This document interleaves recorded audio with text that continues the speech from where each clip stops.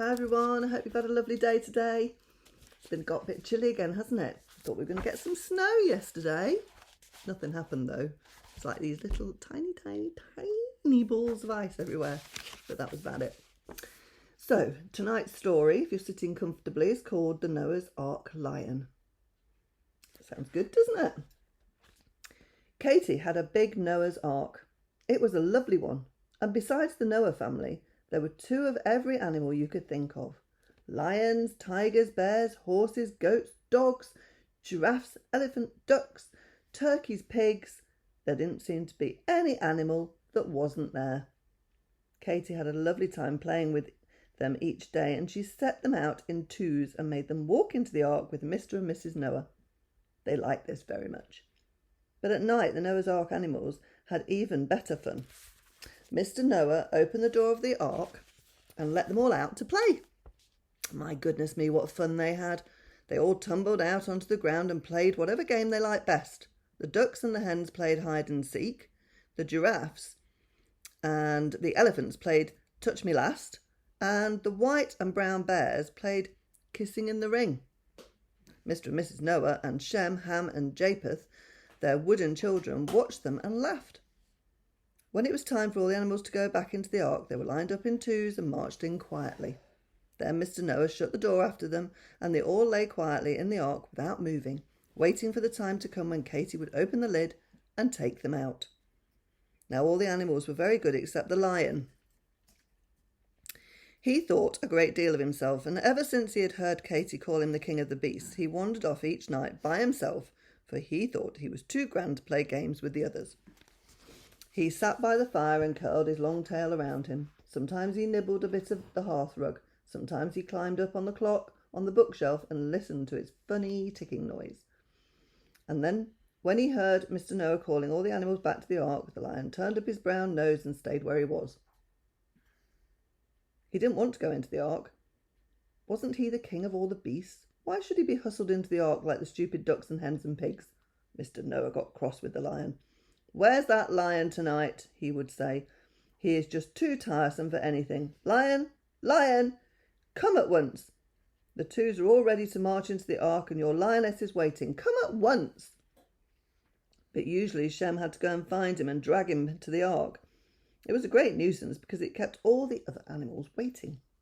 Now this happened night after night, and Mr. Noah got very tired of it. "If you don't come when you're called tonight, lion, we shall march into the ark without you, and you will be shut out," he said firmly. "They won't dare go without me," thought the lion to himself. "I shall keep them waiting as long as I please. Am I not the king of them all?"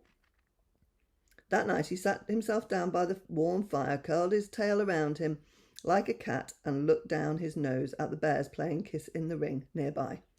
When the time came, Mr. Noah called the animals. "Come to the ark, line up in 2s, it's time to go back." All the animals and birds at once stopped their play and ran to the ark. Kangaroos were first, they stood at the head, and after them came the white bears, then the brown bears, and then the ducks, and then the giraffes, and then, all by herself, the lioness. The lion was missing as usual. The lion stretched out in 2s and ended up with the elephants who had been playing hide and seek and had to scramble out of the coal scuttle to get to the ark. Mr. Noah saw that lion was missing, but he said nothing. He didn't even look around to see where the lion was. He didn't tell Shem to go and get him. He just said, "Shem, open the door. Ham, see that the elephants don't tread on the pigs. Japheth, tell the dogs to stop barking. Mrs. Noah, would you be good enough to lead the way in?" Mrs. Noah led the way. The animals went in 2 by 2, except the lioness, who went in by herself. Ham scolded the elephants because they trod on the pigs' tails. Mr. Noah went in last, and he shut the door with a bang. Everyone settled down in the ark. Not a sound was to be heard. Now, the lion was rather astonished to see all the animals had gone in without him, but he didn't say a word or even move from the hearth rug where he was warming himself. "I shall stay as long as I like," he said to himself grandly. He looked around and saw all the other toys were going into the toy cupboard. The soldier and the dolls and the teddy bear always came to play at night too, but now they were all settling down quietly. The soldier was surprised to see the lion on the hearthrug. "Aren't you going to get into the ark?" he asked. Won't you be frightened out here all alone?" "Frightened?" said the lion, turning up his nose. "Me? Frightened? Don't you know I'm the king of all beasts, and I'm as brave as can be? What should frighten me, I should like to know?" "Well, if you feel as grand as all that, you can do as you like," said the soldier in a huff. "I'm sure I don't care, Mr. High and Mighty." He got into the toy cupboard and slammed the door. The lion was now all alone. He sat on the rug and blinked at the fire. There was hardly any red coal left. It would soon be out. The nursery was dark, and the lion could sleep quite well. He had eyes like a cat. He sat there, and he sat there, and suddenly he heard a scratching noise in the wall nearby. He jumped to his feet. Whatever could it be? It was the little brown mouse who lived behind the wall. He was coming out of his hole to see the children had left any crumbs on the floor. He sidled out of the hole and ran over to the hearthrug. He bumped into the lion and knocked him over. "Don't," said the lion. The mouse stared at him and grinned. He ran at the lion and knocked him over again. "I said don't," said the lion in his grandest voice. "Well, you're sitting on a crumb," said the mouse. "Get off it. I want to eat it." The lion sat down on the crumb and wouldn't move. He felt angry with the mouse. "I wonder if you are good to eat," said the mouse suddenly. "Do you mind if I nibble your tail?" "Yes, I do mind," said the lion, scared. The mouse tried to get to the lion's tail in his mouth, and the lion ran away. The mouse chased him. "Aha! That was fun. I'll get your tail," squeaked the mouse. "I'll get it." The lion ran into the ark and knocked at the door. "Let me in, a mouse is chasing me." "The door is locked," said Mr. Noah. "Do not wake us up." The lion ran to the toy cupboard and knocked there. "Let me in," he cried. "A mouse is chasing me." "Go away," said the soldier sleepily. "Do not wake us." Well, the lion would certainly have had his tail nibbled if someone hadn't come into the nursery on velvet paws and scared the mouse away. And that someone was a big tabby cat. And she had smelt the mouse and come after him. The mouse shot into his hole. The cat saw the lion running and thought he must be a mouse too, so she went after him, and at last she caught him. She pushed him over and sniffed at him. He was very frightened, and he felt sure she would eat him. "You smell strange," said the cat. "Very strange. You smell of wood and paint.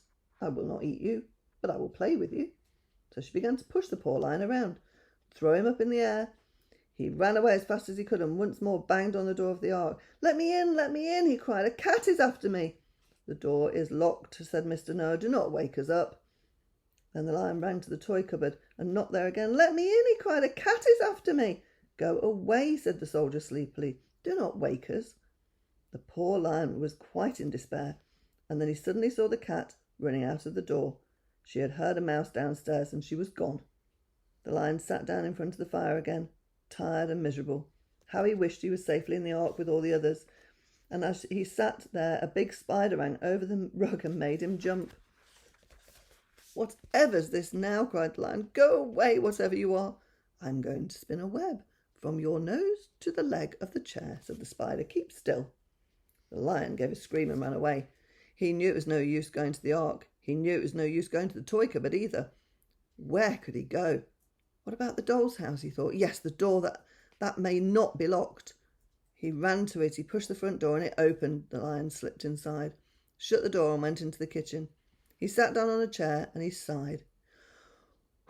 He was safe. He didn't feel very brave now. He didn't feel like a king. He just felt like a small and lonely and frightened. Katy found the lion in the doll's house the next day, and how surprised she was. How did he get there? She wondered. What a funny thing. She put him back into the ark, and that night, when the ark animals clambered out of the ark, the lion went too. But he didn't go and sit on the hearthrug alone, looking haughty and grand. No, he mixed with the others and played Touch Me Last and hide and seek. And when Mr. Noah called the animals to him, who was the first one to come? Yes, it was the lion. He wasn't going to be locked out again. He had had enough of being grand and mighty. He just wanted to be a little wooden animal now, ready to go into the ark with the others. The lioness teased him sometimes. She'd say, "Who spent the night in the doll's house like a doll?" And then the lion blushes red all over and doesn't say a word. Well, he learned his lesson, didn't he? It's not grand and mighty like all on his own. He's just the same as everybody else. And he should be playing with them all. So he won't do that again, will he? I enjoyed that one. So I will see you again tomorrow. So I love you, Atty. I love you, Torben. I love you, Ruby. And I love you, Max. You be good. And I'll see you again tomorrow. Love you.